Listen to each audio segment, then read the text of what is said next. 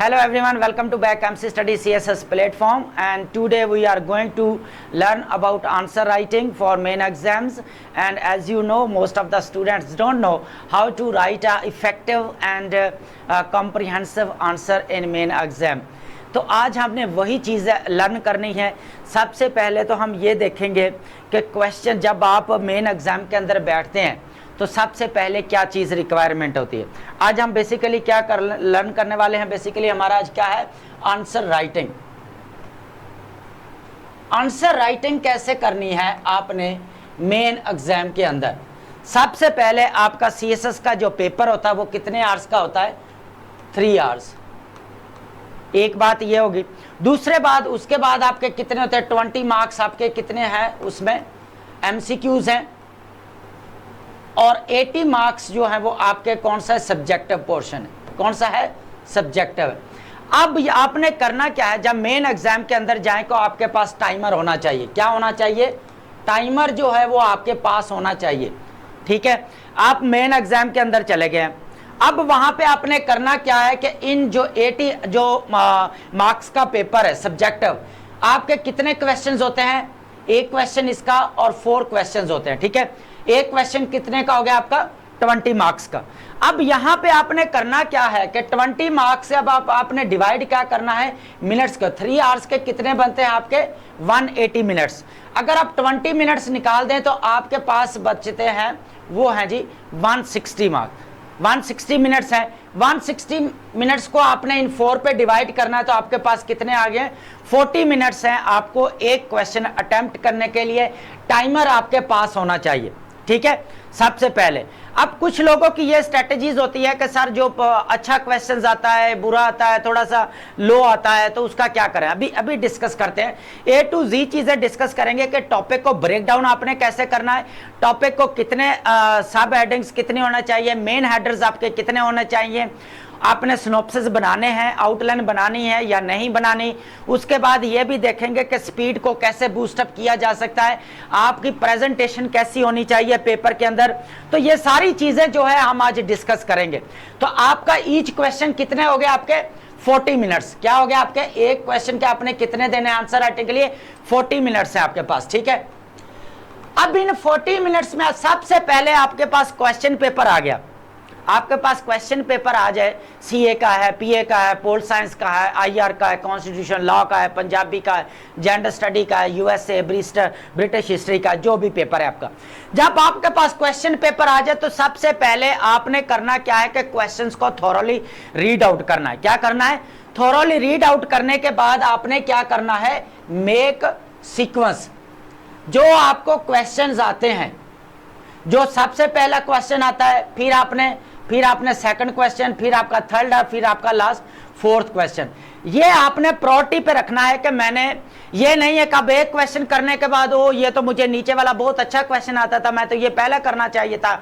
नहीं, आपने क्या करना है, जो आपने सीक्वेंस बना लेना है पहले से ही कि फर्स्ट नंबर पे कौन सा मैंने अटेम्प्ट करना है, सेकंड नंबर पे कौन सा करना है, थर्ड नंबर पे कौन सा करना है, एंड 4th नंबर पे जो है वो कौन सा करना है। डिपेंड्स अपॉन यू कि आपकी चॉइस है कि आप अगर आपको एक क्वेश्चन लो आ रहा है 4th नंबर वाला, अगर आप उसको 3rd नंबर पे लाना चाह रहे हैं तो लेके आ सकते हैं, और अच्छा क्वेश्चन थोड़ा सा अच्छा आ रहा है जो वो 4th नंबर पे भी आप लेके जा सकते हैं। लेकिन उससे वो डिपेंड अपॉन यू कि आपने करना क्या है, आप कितना अच्छे से जो है वो टैकल कर सकते हैं।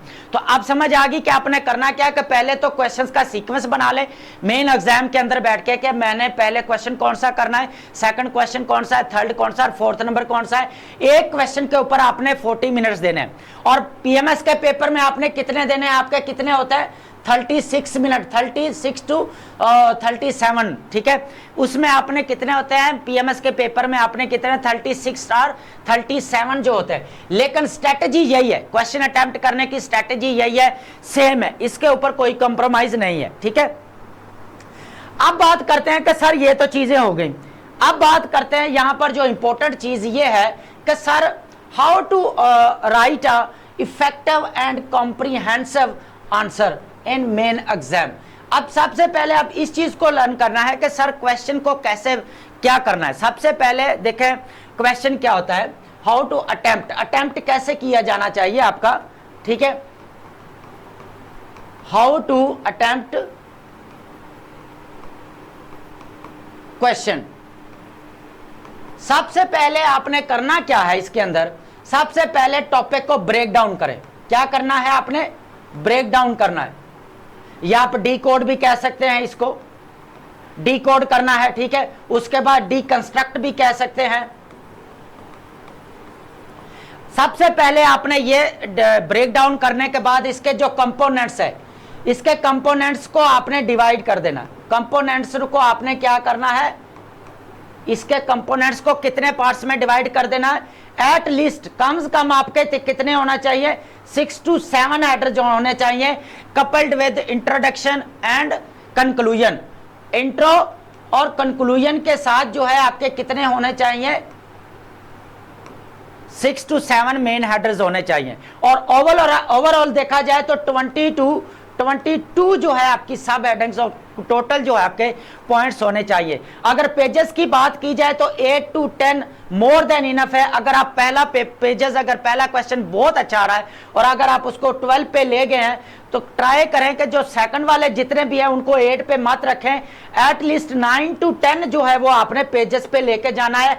पहली कंडीशन क्या है हमारे पास, 20 to 22 होना चाहिए। और कंपोनेंट्स कितने में डिवाइड करना है, अपने टॉपिक्स को बेसिकली 6 to 7 जो है आपने डिवाइड करना है। हर एंगल से जो है आपने डिवाइड करना है, ठीक है। अब ये समझ आ गई यहां से ब्रेक डाउन करने के बाद। अब हम बात करते हैं, हमारा नेक्स्ट जो चीज है वो ये है कि आपने सब हेडिंग जो मेन हेडर है, सबसे पहले आपने डिकंस्ट्रक्ट करवा लिया। यहां पे आपकी ब्रेनस्टॉर्मिंग हो जाएगी, ठीक है। क्या हो रही है आपकी ब्रेनस्टॉर्मिंग। और ब्रेनस्टॉर्मिंग में आपने क्या करना है, सबसे पहले अपने जितने भी टर्मिनोलॉजीज हैं, कीवर्ड्स हैं, उनको आपने क्या करना है, एक साइड्स पे आप लिख सकते हैं या वहां पे भी आप इंक्लूड कर सकते हैं रफ पे, ठीक है। आपने करना क्या है, ये करने के बाद आपने आउटलाइन बनानी है। क्या बनानी है आपने, आउटलाइन भी बोल सकते हैं या सिनॉप्सिस। क्या बनाने हैं आपने, सिनॉप्सिस बना सकते हैं, ठीक है।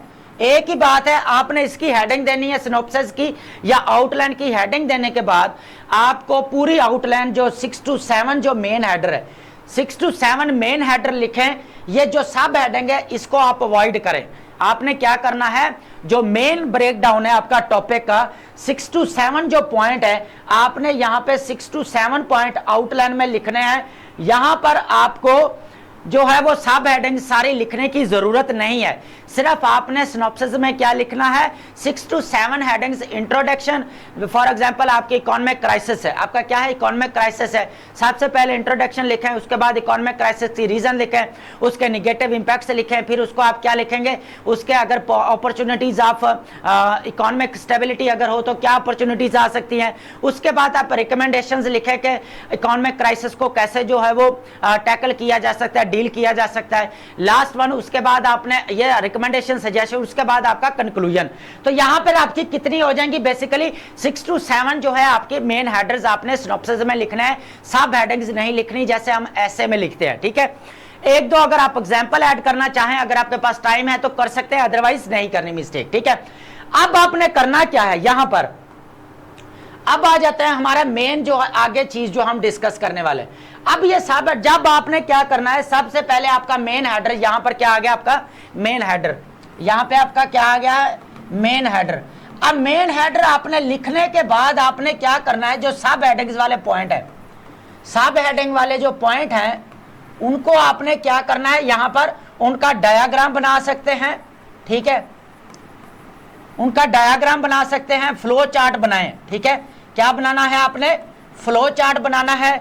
बुलेट पॉइंट आप डाल सकते हैं यहां पर, ठीक है। उसके बाद आपने इस तरह ये बुलेट पॉइंट मेन हेडर्स लिखने के बाद आपने इकोनॉमिक क्राइसिस वाला जितना भी है रीजंस है वो आपने स्टेप बाय स्टेप इधर लिखना है। इधर लिखने के बाद फिर आपने पेजेस पे नीचे से स्टार्ट करना है। फॉर एग्जांपल यहाँ पर आपने मेन हेडर लिख दिया है, नीचे आप सब हेडिंग्स इसके लिखने के बाद यहां से फिर आगे आपने 1 by 1 यहां से उठाते जाना है सब हेडिंग्स। तो यहां पे हेडिंग देते जाएं 1 2 3 4 इस तरह सीक्वेंस, और अपने पैराग्राफिंग करते जाएं, ठीक है। यहां तक क्लियर है, चले जी। अब बात करते हैं यहां पर बुलेट पॉइंट। इसी तरह ये आपने क्या करना है, ये बुलेट पॉइंट या फ्लो ग्राफ लिखने के बाद, फ्लो चार्ट या डायग्राम या बुलेट पॉइंट लिखने के बाद 1 by 1 आपने क्या करना है, 1 बाय 1 आपने नीचे इनकी हेडिंग्स देते जाना है और नीचे आपने पैराग्राफिंग आपने करते जाना है। क्या करना है आपने? पैराग्राफिंग आपने करते जाना है 1 बाय 1। एक एक बुलेट पॉइंट को या एक एक पॉइंट को उठाते जाएं, सब हेडिंग्स को, नीचे सब हेडिंग्स की हेडिंग भी देते जाएं, नीचे उसकी पैराग्राफिंग भी करते जाएं। तो ये आपके ये है स्ट्रेटजीज, बेस्ट स्ट्रेटजीज है, आप इसको जो है यहां पर प्रैक्टिस करें। उसके बाद हमने क्या करना है, यहां पर एक और बात कर लेते हैं थोड़ी सी, कि आपने यहां पर क्या करना है, क्रिटिकल एनालिसिस की बात करते हैं। यहां पर आता है क्रिटिकल एनालिसिस वाला है कि सर हम दें या ना दें, कौन से पेपर में देना चाहिए, कौन से क्वेश्चन पेपर में नहीं देना चाहिए। अब यहां पे देखें, जहां पे आपके फिलोसफर्स हैं, जहां पे आपके फिलोसफर्स का आप पढ़ रहे हैं, अरिस्टोटल है, प्लेटो है, जॉन लॉक है, जो भी आप पढ़ रहे हैं, रोसो वगैरह जो भी हैं आपके, इब्ने खल्दून है, या आपने जितने भी अल-फराबी, ये आपने करना क्या है कि उनका क्रिटिकल एनालिसिस का मतलब क्या होता है? क्रिटिकल एनालिसिस का मतलब होता है दो चीजों को डिफरेंशिएट करना, दो चीजों की सिमिलैरिटीज देखना, दो चीजों को कंपैरिजन करना। क्या करना? दो चीजों का कंपैरिजन करना, दो चीजों को डिफरेंशिएट करना। दो चीजों को आप क्या करते हैं, या तो पॉइंट फेवर में देते हैं या अगेंस्ट में देते हैं। ये होता है क्रिटिकल एनालिसिस। मैंने पीछे एक लेक्चर दिया था, क्रिटिकल एनालिसिस क्या होता है आपका, जो आपका एनालिटिकल अप्रोच होती है, उसके अंदर 5 स्टेप्स होते हैं। फर्स्ट स्टेप्स आपका क्या, अंडरस्टैंड, ब्रेक डाउन, इंटरप्रेट, आप उसके बाद आपने एवेलुएट करते हैं, आप डिसीजन मेकिंग होती है। लेकिन उसके अंदर ही आप क्या करते हैं, आपके अंदर क्या होता है, डिफरेंशिएट कर रहे होते हैं, चीजों का कंपैरिजन कर रहे होते हैं, चीजों के अंदर सिमिलैरिटीज देख रहे होते हैं। तो इसको बोला जाता है क्रिटिकल एनालिसिस। तो ये आप फिलोसफर्स वाले इकोनॉमी वाला पेपर है, तो उसमें आप दे सकते हैं कि पहले इकोनॉमी ऐसे थी, बाद में इकोनॉमी आगे ऐसे होगी। मॉडल अगर अच्छे कंट्रीज में देखा जाए तो उनकी जो है इकोनॉमी कैसे होगी। उसके बाद हम बात करेंगे कंक्लूजन। लास्ट वन में हमारे पास क्या है, कंक्लूजन। कंक्लूजन के अंदर no new information, no new info आपने कोई भी नहीं डालनी। कंक्लूजन आपने जब लिखना है उसके अंदर कोई भी न्यू इंफॉर्मेशन आपने नहीं डालनी। बाकी आपके जो रेफरेंसेस है, जो आपकी एग्जांपल्स हैं, जो आपके रेफरेंसेस हैं, जो आपकी एग्जांपल्स हैं, वो आपने क्या करनी है, अपने एक एक पैराग्राफ के अंदर आपके जो 22 पैराग्राफ्स हैं, 22 पैराग्राफ्स के आपके कितने 22 पैराग्राफ्स हैं, उनके अंदर आपने क्या करना, एक एक रेफरेंस, एक एक एग्जांपल जो है आप देते जाएं। और अब ये है कि सर सब हेडिंग्स कितने क्वेश्चन पे होना चाहिए, सॉरी सब हेडिंग जो है वो पैराग्राफ कितने पे होना चाहिए। देखिए ये डिपेंड करता है, आपके 3 सेंटेंसेस भी हो सकते हैं, कितने 3 to 4 सेंटेंसेस आपके हो सकते हैं एक पैराग्राफ के अंदर। एक पैराग्राफ के अंदर 3 to 4 सेंटेंसेस हो सकते हैं, जो आप आंसर राइटिंग की बात करें, जो आपने मेन एग्जाम के अंदर आपने करनी है। तो ये थी हमारे पास स्ट्रेटेजी, जो आपने क्या करना है, आंसर राइटिंग करनी है, ठीक है। और ये मेन एग्जाम्स के पॉइंट ऑफ व्यू से बहुत ज्यादा इंपॉर्टेंट है, ठीक है। तो ये हमारे पास थी कि आपने क्वेश्चन को अटेम्प्ट कैसे करना है मेन एग्जाम के अंदर। क्वेश्चन